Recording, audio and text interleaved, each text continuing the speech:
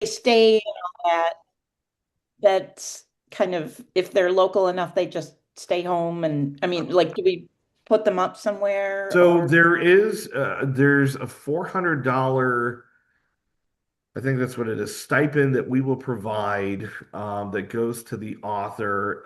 There is a little bit where it's upon the library to provide up to one night of accommodation, and that's for the author themselves. They can't Okay, bring like their posse with them or anything okay, like that. That's on them to figure out. okay. I love But yeah, that. like we had one library in Upper Mid Michigan that was in a very rural area, and they connected the author with a couple local Airbnbs, Gotcha, stuff like gotcha. that. Okay. Otherwise, yeah, whatever local hotels are in the area. But we try to get a lot of. We're lucky that a lot of these authors are in state, and so Mhm. travel is usually within a driving distance for them. So. Right, okay. Thank you. When will I receive that information, Adam? Do you send it out to everybody? Like, how will So I? I've already sent out a few things on Mishlib. So if you're not signed up for that, that's kind of one of our That, primary spots where we put that information out to. I okay. always put it on our social media. So on our Facebook, Twitter Okay. slash X, and Yep. Yep. Instagram. But the link that I put in michigan.gov slash notable books, that's where our hub is of all that info is at. Um, you can also, yeah, thanks Jeff for throwing that back in there. You can also, if you want to, either we have a notable books email address. I'm grabbing it here a second if you hold on. So just because I'm not clear, when this meeting's over, do we get like notes or something? I mean, I'm rapidly writing, but I'm obviously not catching everything. Will I receive something for emails and things like that? Again, I'm so sorry. I'm just not No, that's fine. happy with all this. As far I see as that. Okay. I think Jeff, is this being recorded Yes. at all? Okay. Awesome. Yep. Okay. And also So Adam's emails right there. He's so helpful. yeah. Okay. Otherwise, if That you want my direct email, which I'm totally fine with people contacting me, it's oster@michigan.gov. It's part of my job to handle this stuff. In fact, I got an email from a library earlier today just asking about some of our promotional graphics, whether that's going to be coming out again. And okay. yes, there will be all that I good love stuff it. too. Thank you. Sorry, I'm just Yeah. trying to get with Hey, the and program I'll say here. this too, that And I'm like Nice learning. to have a if people want refresher. to call me directly Uh-huh. um or since you're in Sparta, I'm frequently in the Grand Rapids area because my Oh, parents live in Hudsonville. I can always I stop love it. by too I and would love chat if that. you want. Yeah, I would. I'm just trying to learn everything, and I'm Yep. clearly trying to make as much opportunity for Sparta. So I don't know if you have Cheryl's email, or I can give you mine too. But I would absolutely love that. That would be nice. We could have coffee or something. You could get me Oh. up on all the everything. That Yeah. would be amazing. Yeah, I Look, appreciate part of my job is to it. travel all over the I state love that. to help with stuff like this Super, super, super. with this kind of programming. So, Okay. yep. I'm excited. Well, I'm done. So sorry. Okay. Thank you, everyone. Jeff, did I miss anything? I know there was some other things in the chat. Oh, did we Not sure. cover how someone can arrange for an author to come to your library if they're interested? Uh, Did they just email so you? there is the application on the website. So if you go to michigan.gov slash notable books, it's through a Google form. I'll put where is it? The direct link. So this is going to be a long link. Sorry, everybody, but that's the direct form, and it's got the details on there of sort of what the responsibilities are for the host library.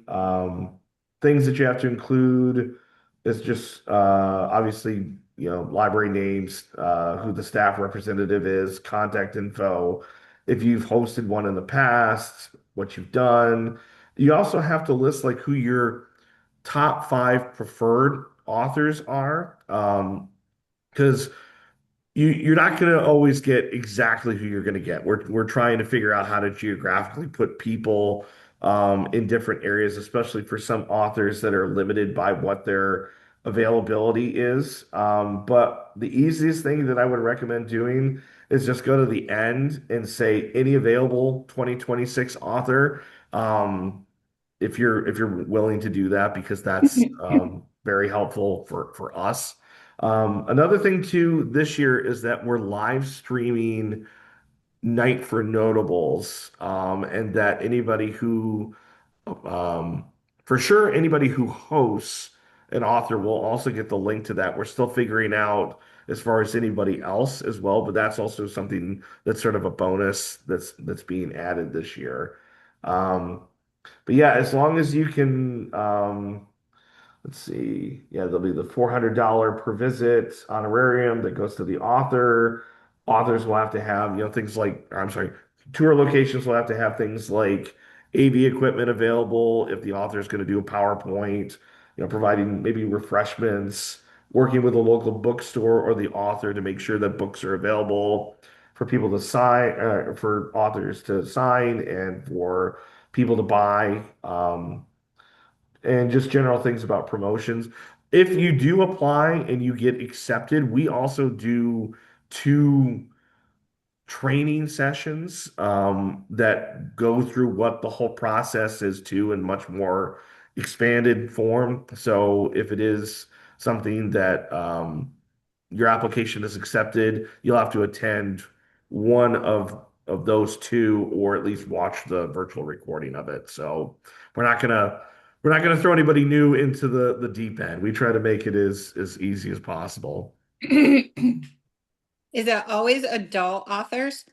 No, it sort of runs the gamut based Yeah. on who gets submitted, because there's anywhere from 300 to 600 titles that are submitted, and I'm trying to think if there's what's on this year's list. Certainly fiction and nonfiction. Previous years, we've had some more memoirs than others. Um, it's certainly trying to cover both UP and Lower Peninsula. Um, let's see, some poetry, some nonfiction books that are a bit more like your coffee table style. Yeah, there's a lot of good stuff in here. I'll put the link to the direct list of all 20 titles in there as well. So, Awesome. Last week, we had a presenter come into the library who talked about the SS Eastland, and he was fantastic. And then when I was looking for like books, somebody else put up the display, but I was kind of like looking at books. I did notice the Gales of November had like 19 holds on it, and for us, that's yeah. a lot of holds. So like, I'm actually kind of curious about that book. Like, obviously, it's like super popular. Yeah, well, for one, John U. Bacon is a fairly well-known. I think he also is part of a newspaper over in the Detroit area, but he's written at least a few other notable books in the past. Okay, that And makes sense. I'm trying to remember if he is on, I don't think he's going to be on the tour, but he will be at Night for Notables. But that is sort of like the definitive book that's on the Edmund Fitzgerald.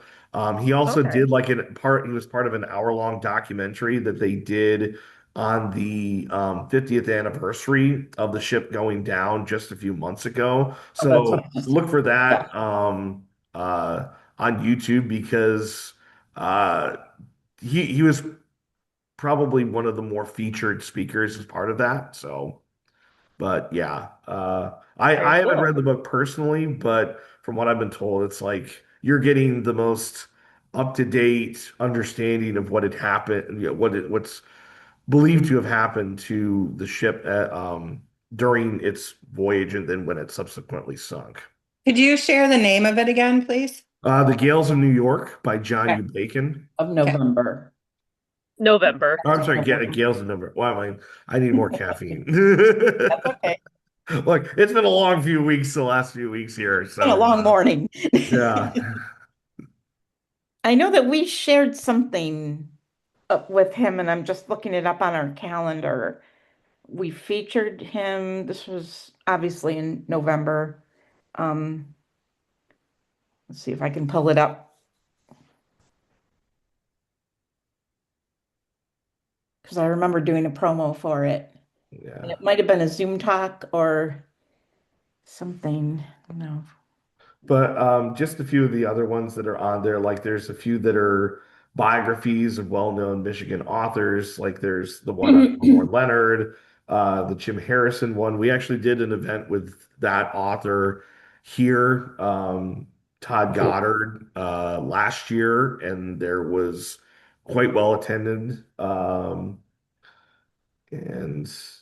Jim Daniels, who's also the 2025-2026 Michigan Author Award recipient, is also on the list for his book Ignorance of Trees, Memoirs and Essays. Let's see here. Yeah, there's just a quite a few ones, and I would expect if anybody requests to get the vacation, a teenage migrants farm workers experience picking cherries in Michigan, Carlos will show up with fresh cherries. Ooh, In fact, love he's brought that. several to us already. I'll take Carlos. Yeah, Yep. Big cherry fan. yep, Those are amazing. Yeah, I couldn't pull that up, but I will check later on it. yep. And something that we try to do is that it doesn't matter the size of a library. That one of the big things about the notable books is that we try to make it so that smaller libraries that maybe don't always have the budget to bring in a well-known author, that this could be an opportunity to do that. That's us. Yeah. Sparta's space is the size of a postage stamp. So when you said we could do like a live or host it at a different space, Yeah. that's where I'm wondering like how big and how amazing we could get this to be, because we have a community that's thriving for this stuff, but Yeah. again, our spot is super small. Well, So- if you could do it at that one there's a Mexican restaurant that's downtown Sparta. Trini's. Yeah, I've Trini's. heard a lot about that. My brother goes there, It's so phenomenal. Yeah, it is top notch, right up there with, Mhm. I don't know though. Well, we could see what we could do. Yeah. I don't know. I'm just saying that like Cherries and Mexican food. I mean, maybe, your right? imagination can run wild. Oh, with I this would. kind of Yeah, thing, I'm one of those that I get a little fired up about these things. So Yeah. when you mentioned selling their books, is that allowable in a library though? Well, that all depends on what your policy is. Okay. I mean, Okay. for us at the Library of Michigan, any sales that we have to go through our museum store, but we're under a Oh. completely different Yeah, authority yeah, than yeah. what you guys are. So Right. I Okay. would, I'd have to ask that. yeah, double check with the director because Yeah. like when I used to work for Kent District Library and Yeah. they could only allow like nonprofits to do certain things in their That's what I've community heard. rooms. Yeah. But if it's the author who's doing the sales or if people purchase it ahead of time, Right. that Okay. sort of thing. So That's the way you can get creative with it. Because of course Yeah. you want to support the author, but you can't have like a stand right there and be like Yeah. collecting money. Yeah. Okay. That's Yep. a great avenue with it. Mhm. Pre-sales and then Yep. Okay. Awesome. I appreciate that. Thank you. Mhm.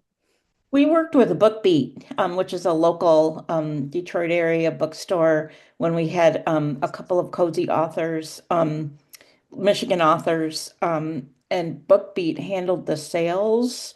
So it was sort of we kind of worked together with them, but they Huh. did all the sales.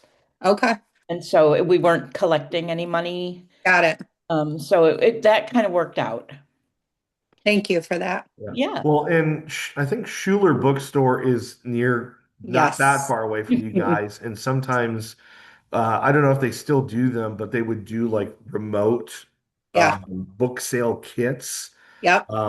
And so they're not that I'm like listing Nope. them above anybody else. No, There's no, other places no. that you could always talk with, but Because that we it was have- kind of a nice thing that they used to do. We have Barnes and Nobles, but that's a ginormous, Yeah. corporation type. So I wouldn't want to do that. But we do have obviously Schuler's.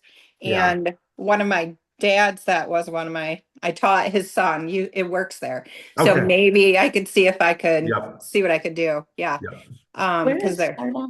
Oh, sorry. Sparta. Yeah, we're out in the middle of an apple orchard. Um, North side of uh, Kent County. by Grand Rapids. Oh, okay. Yeah, Yeah, yeah. yeah, yeah. Yeah, we're a dot. I don't even think we have like a little You star. take M37 north, and then you Yep. hit a fork, and you got to pick which way. Yeah, and then you're like, do I go more this way for apples or more this way for yeah, it's all apple country. It's beautiful. Love it. I Yeah, love it's that. amazing. Mm-hmm. Let's see. Okay, everybody.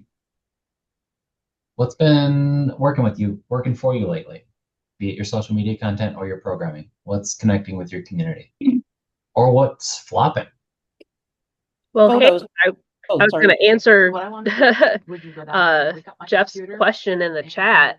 something So something we did at the end of December was New Year's Eve party, and it was a huge success. Oh. So we have our weekly story times every Tuesday at 11 o'clock, and our children's programming person did that, but then she also had one the next day where they basically read New Year's Eve stories or just New Year stories in general, like 12 grapes, I think was one of them, or 9 grapes or whatever it was.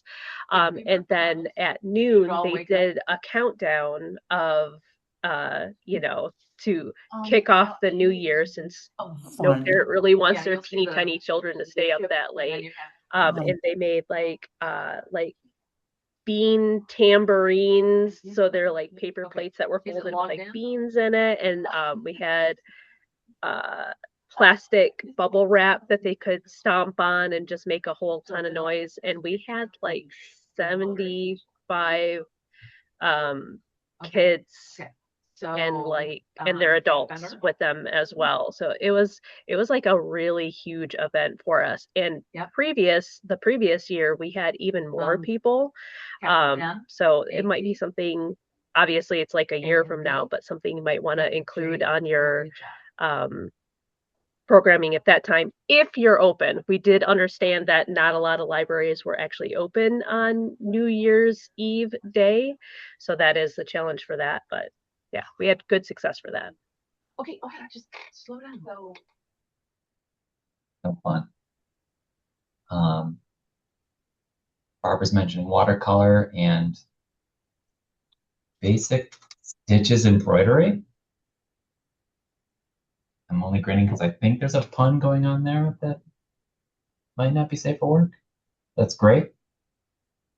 Book crafts and they will come. Anybody else? Positives or negatives? We can share ideas. We'll work through it. Again. We had 2 new programs started at our library. One was a quilting club. And it was bring your sewing machine, bring your projects. And our director hosted it, and it was amazing. There was about 5 people the first time, and it's growing each time.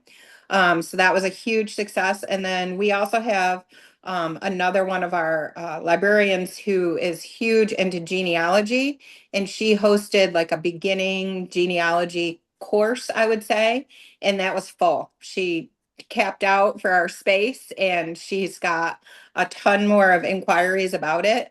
We have a space in our library that has just a genealogy room, I guess you would say, and she's super savvy, and she's getting tons and tons of great feedback with that. So we were supposed to host our first chess club yesterday, but the weather was cruddy, and that, I was shocked, has hit a bunch of our tween. And we were super excited because we had 8 tweens signed up for that, but then the weather shut us down. So we're going to reschedule that. But that was huge. I was not aware of how many tween kids love chess. So I'm excited to see what that's going to look like. Hopefully next week we'll reschedule. That's great. Yeah, we had a patron approach me and he's like, "Do you have a chess club?" And I was like, "I don't even know how to set up the board." So he's kind of hosting it and he's super savvy and part of the Grand Rapids Club of Chess People or some amazing thing like that. So I can report back next month how that went. But there was just a ton of excitement for it. Very cool. Yeah, super fun. We have an Nice. event starting today. It's our third time doing it. It's our Get Cozy 2026, which is we've done it differently each year, but basically people get they sign up and they get a Get Cozy bag, which it's actually written, it's put together to encourage reading cozy mysteries. And we've kind of read cozy mysteries, but also we've expanded it to any kind of cozy author. Like Debbie McComber, like you get your knitting store, your book, your relationships, whatever. And so this year we're doing it where well, everyone gets a cozy bag, which I partnered with Kensington, and I have connections with Kensington. I've just sort of contacted them over the years, and they had done some they did like a cozy punch card a couple of years ago. So I kind of, since that's like my favorite genre, I kind of just kept contacting them about different things. And so like last year we had three Kensington authors do a Zoom chat with us. And then this year Kensington sent us like 3 boxes of books that we could share with our patrons. They're all advanced reading copies. And so we put together bags for everyone. We have 10 people signed up so far, which is starting today. So they can sign up through like the beginning of February. It runs through February 28th. And this year we're doing events every week, little drop-in events. Um, Last year we had a tea party with the three authors, but then it was this huge snowstorm that we had last year, and not everybody could come. So they understood. I was actually texting with my contact that morning to let her know if we'd be open or not. So anyway, so this year we have on Thursdays from 1 to 2:30, make an origami bookmark, a hot cocoa tasting. I'm trying to think of the other things we came up with. There's a tea party at the end. There's oh, here's our flyer, Get Cozy 2026. And so inside, origami bookmarks, have a heart, help us write, wrap blind dates with a book for the Friends book sale. And so they'll get a free coupon for a free book. We'll also be talking about the cozies and make heart decorations since it's before Valentine's. Then we have a hot cocoa tasting. Then on the 19th, we have a cozy hangout with reading, music, hot drinks, coloring and crafting, sort of a get together. And then on the 26th is we'll cozy tea party. We'll chat about our favorite cozy books, come to talk or come to listen. You have to register for the cocoa tasting and the tea party. But then I also put together cozy book and author suggestions. And some of them we've had, like last year we had Alyssa Maxwell, who writes the Gilded Newport Mysteries, Darcy Hannah, which writes the Food and Spirits, and then also another series, and then Sally Goldenbaum, who writes the Seaside Knitters Mysteries. Those were the three authors last year, so I've kind of included them on this flyer. So we're having fun with it. There's always this like, oh, I hope people sign up kind of feeling, but we have 10 so far, and that's good. And we're hoping the drop-ins are a new thing for us this year. We wanted to kind of check out to see what people would want to come in and do and if they would come in during that time. So that's what we're looking forward to through end of February. It starts today. What age group would you say? Is it Adults, adults? Awesome. adults. Yep. Mhm. Yep. If I have a photo. I love that coloring idea. I keep seeing so many things about that and the positivity of just calming brain, all that. And Yeah. I never thought of that for adults. So Yeah. I love that. We're having a We have- drop-in craft session too now on Fridays. Mm. Friday fun, and I'm not running it, but someone else is. And we tried doing it with coloring through from summer reading last summer Yeah, because it yeah. was colors. And people are like, oh, have this, have this. So we've had it, but not many people have come. So, so we've made it a drop in on Fridays now. There's like, we do multiple things and you never know what's going to be going on. So we're trying that. Um, and I'm trying to think if I don't know if you can see this, but these are like the bags I put together. And they have a book, they have a candle, they have hot hands, they've got tea, they've got chocolate. Wow. Chocolate's always good. Yeah. So Mhm. anyway, I had another one. I just did a puzzle competition last week, and we had 10 teams that had signed up for it. That was the limit, and all 10 teams actually showed. So we had 40 participants in all. Ravensburger actually has a program, and I will link it in the chat, where libraries can get free puzzles to do the competition. Awesome. So I would definitely suggest looking into that. They gave us 10 500-piece puzzles. They're all the same puzzle. And then they gave us 1,000-piece puzzle for the grand prize winner team. And then Wow. we ended up getting a few. I bought What Do You Meme as like a game that they could play, and some like family or like group snacks and stuff like that, and some root beers. But the program that Ravensburger is doing is like, that was such a lifesaver, because those puzzles are really expensive. We But were this is my talking second about time. doing that. Yeah. And we didn't know a resource, so thank you. Because we wouldn't Yeah. want to do that in Sparta. Yeah, the first time I did it, we bought the puzzles, and it was kind of one of those things like, Yeah. we might not be able to do this sustainably, but as soon as I think it was at MLS or one of the big library programs that we had at the Lansing Center, somebody found a link there and then shared it, and then our programming came back to me and was like, hey, here's the link for that. So it was definitely a great resource. I love that. Thank you for sharing that, because we wanted to get that up and going, but we don't have a great budget either to buy a bunch of them. So that will be huge. Puzzles are like a really hot ticket right now. I So if know. you have any kind of like community puzzle swap, that's been We working do. out really well for us. And all We it takes is a little shelf space. Yeah. We started that probably, I'm going to say 4 to 6 weeks ago, and it is hot. I mean, they're coming and going. We saw it at a opener for the summer reading program, and we got it going, and the community loves it. And they've been asking if we're going to do a challenge kind of like, and we were just talking to a patron the other day. So do you have to return the puzzles then? How Nope. does that work? All the teams got to keep the puzzle that they had right. done.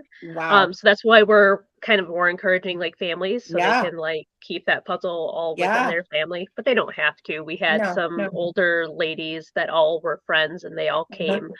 But yeah, and it's like the rules are super simple. I basically have everybody sit at their tables. The puzzle is covered with a plastic wrap. I give them like a housekeeping, upcoming programs, and then like right on the dot of like 6:10 or 6:15, I say, okay, unwrap them, and then they have an hour to do. And then I just count down like every 10 minutes. I'll give them like okay, 40 minutes left kind of warning. And our team actually had like 3 minutes to spare with this 500-piece puzzle. It was a little difficult, so I think the next time I might go to like a 300-piece, 300, or just something a little bit more simplistic for the design. That's incredible. Was there a winner? Did you have someone finish it? Yeah, we had a first place team, and then I told them to keep going. Yeah. So at the end of the clock, then they counted down the puzzle pieces that they had left. And the first place team got the prize pack, and then the second, third, fourth, etc., were able to also go to our puzzle swap and pick out a puzzle in the order of the they won. So that's awesome. How exciting. I love puzzles, so that would be right up my alley too. That's so fun.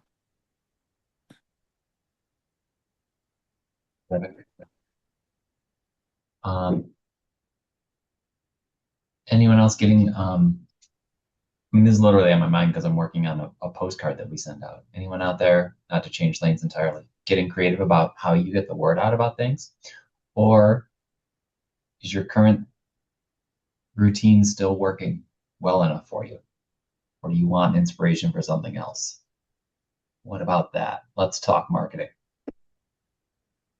I could use more. Okay, sorry, go ahead. inspiration. No, I could use more inspiration. In the chat, I said I've been doing a lot of more photos than the graphic content that you can create. And like for instance, I've kind of just tried to think outside the box and walk through the library. I do a Lucky Day Tuesday where I take a picture of our Lucky Day shelf and share it every Tuesday and say, yes, today's your lucky day. And then if like there's a movie tie-in or something, it's like, oh, looking forward to this Netflix series. Here's the book it was based on, because we'll have a Lucky Day copy. And then also like we had book page, we have it like right inside our door, but we also have a little like standee of it at our reference desk. And so instead of just sharing the graphic, I went out, took a picture of book page and just the reference desk and the library itself. And that just it got more responses than anything, just a simple photo. But it just seems to be working that way for me. So I'm trying to incorporate photos that I find, but also take them. And, did you know this? Did you know that about the library? And it just Oh, yes. reach people better. Oh my gosh, did you knows? Just do all the did you knows. You have no idea how much your community does not know about you. And they've got the wrong ideas. Yes, they do. I agree with that. I don't think people are able to kind of look beyond sometimes. So I'm gonna pose to my staff, but again, I'm new, so they might slash my tires and tell me no. But I was thinking about Or they might throw the why book at you. that too. That too. I was thinking about doing reels, just super quick snippets for the month of February. And it's like why we love our library and Mhm. highlight different aspects of the Sparta Library. Simple things, but also more intentional things to show them what it is that we give our community and we can give our community. So again, I have to get our staff on board about doing videos. But they're great with pictures, and I'm sure this is just going to be a next up because we know how reels are. Everybody watches them and they get sucked into them. And if it becomes like a routine thing for the month of February, I thought I'd give it a try. So we'll see. Nice.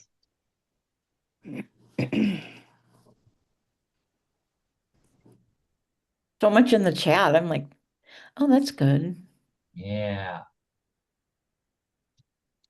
It's tricky, yeah, to get into your patrons' head. You are trying to anticipate what they are going to find really practical and handy and exciting for them. Mhm. And sometimes that's as simple. It's for me, and anyone else can jump in. It's becoming a little because this is what it was 4 years ago. Less about cool. Look, we circulate a synthesizer in a kayak. Mhm. Like make it like to their everyday life because everybody wants an audiobook, but they don't know about Libby yet. Like give them something they can take away for the day that's going to get them excited about what they can do with their library card tomorrow. Not so much bragging and it's full bragging's fine, but um, the whole goal is finding that content that says, wow, my gosh, I didn't know I could do that with my library card. Yes. Yes. I definitely feel with all the negativity that's just constantly being bombarded on us from all fronts on social media right now, the positive posts are the ones that like they don't necessarily shine, but it's definitely the ones that I feel get a little bit more engagement because I think people are like they pause for a second and they're like, oh, there's a free pantry, a food pantry or a products pantry. Like, oh my gosh, that's so nice. Like, I think, well, I mean, we've all always been a pretty positive resource for our communities, but now it's more important than ever to like give them that pause, like, oh, Yeah. There is good in the world. Not to get political, but there is good in the world. Absolutely. Um, I think we're still trying to figure out who our audience is, even. I mean, we've been here like for hundreds of years, it seems like, but it's like you can only do so much. And we're finding, I think, that our population is like older than some mhm. other libraries' populations might be. Um, and we're a really small community. We're like this big. And so and so we're trying to acknowledge that. And like one man came in and he was talking about wanting a book and he didn't know, like he'd done it on his phone, which is great. Um but he wasn't sure if he had gotten a notification that it was in or that it was like still not available. And so I helped him with that. But then I said, well, let's look and see. And, we have that bookmark that has all the ways of adding, this was on Libby, by the way, um, all the ways of adding those different libraries. And we have a bookmark that I think Katie from I can't remember, but anyway, um, put it in Canva and like it tells people how to add those different libraries that that you can the additional libraries you can use in Libby. And so I walked them through it with the bookmark and I said, look, you can do this. It's like I walked them through to add one of them and I said, here, take this. And of course, if you run into a snag, call us, ask for me, whatever. So we're trying to work hand in hand with some of these things because people aren't aware of Libby. They're aware of Hoopla and Hoopla is different from Libby, and they offer different things. Um, and so it's like, and also because Libby has a negative rap because it used to be you'd have to wait forever and ever to get something in the holds, but now they have that new hold system where they allow you to suspend your hold. You could always suspend it, but if you suspend your hold, it like you have to re-up the hold when you're ready to get the book. Otherwise, it will drop off. And this way, it really is cutting down on the waiting period on Libby. I happen to work with the Overdrive, so I kind of have noticed these things. Um, and so just Libby has had so many upgrades and their social media is cute as well. Also, being able to share things on Instagram has made a huge difference where you can just reshare it. I know that it's like all about the money for Instagram, but still, it's nice when there's a reel from Comics Plus. You don't have to download it and then reshare it. You can just hit the reshare button and it'll just go right there. So that's another thing I do is I check the services we offer. I check all of their social media accounts, and see if there's sharing that we can do, like MAP, um, Michigan Activity Pass. And I also try, if I'm not sharing their stuff directly, I always like tag them when I share something about MAP, like I share the monthly stats. So I'll put together the top three because they send us the top three that were popular. And then I'll tag them so they see that we're sharing it. And that always gets responses. And so it's like, it's getting that response going. Sure, it's from MAP saying thank you, Huntington Woods Library, but so what? It's an interaction which builds the social media.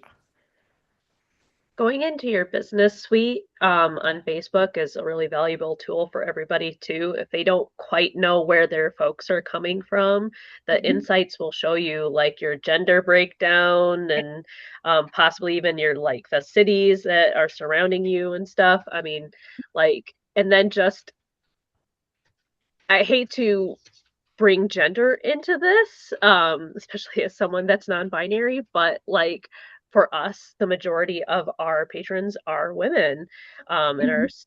our stats show that. So like I do sometimes do a little bit more feminine content because that is the stuff that they see and that's the stuff that resonates to them.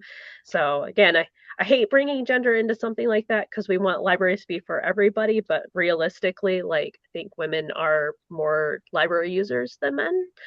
That's So what I've found. I mean, yeah. So that is, I forgot about the insights. That's a good thing. Thank you.